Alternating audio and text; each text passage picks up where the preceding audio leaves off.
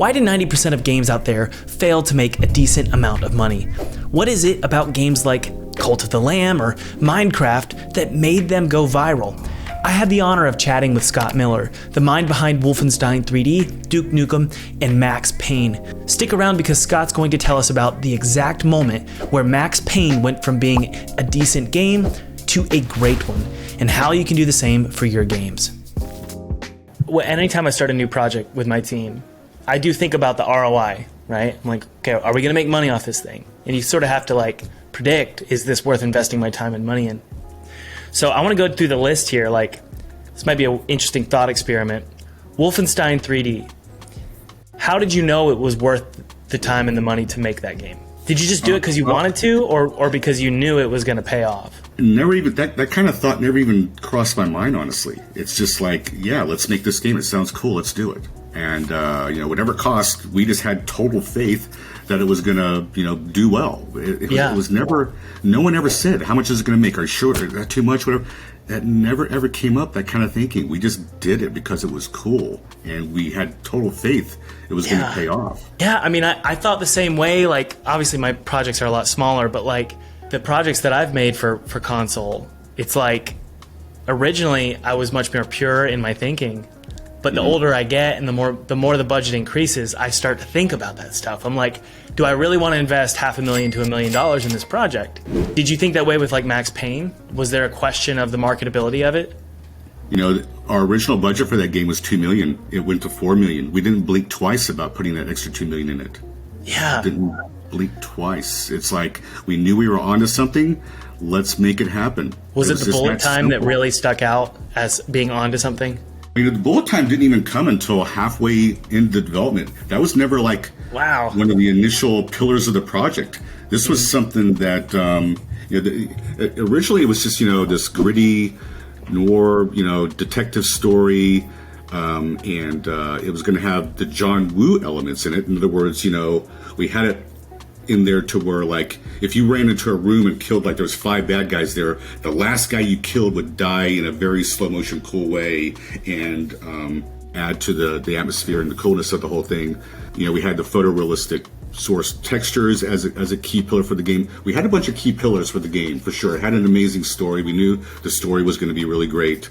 But the bullet time idea didn't come along until I was watching some of the slow motion deaths, and I was actually in Finland at the time, and they were showing me this because they had just kind of gotten into the game, these slow motion deaths. And this was probably 18 months, if not more, into the development. And I was like, guys, we got to make this something that you or Max Payne can control. This is too cool to have it just be this, death for enemies. How can we make it to where Max Payne can control slow motion? And so they went to work on that, and they put together the bullet time. They got it working. The next time I saw them, I said, I think I have a perfect name for it too. Let's call it bullet time. And also, when bullet time mode is activated, let's change the way the screen kind of looks, and also add a heartbeat to it. And that rounded it out and made it perfect. It makes me wonder if Max Payne would have been as successful as it was had you not had that idea. There's no doubt it would not have been that successful. Yeah. We got so lucky coming up with that. I still think the game would have done well, but obviously bullet time was the key feature, and looking back on it now. I think the answer involves a hook, right? I'm looking at your list of games here. Wolfenstein, Max Payne, Duke Nukem in particular, and also Prey. They all had a very unique and distinct hook, right? Wolfenstein's hook, I feel like, it's just the first-person shooter, right? Or one of the firsts. It created a new category. That's the hook. Right. So it's like, man, I've been telling my audience this lately because I've been thinking about it myself a lot.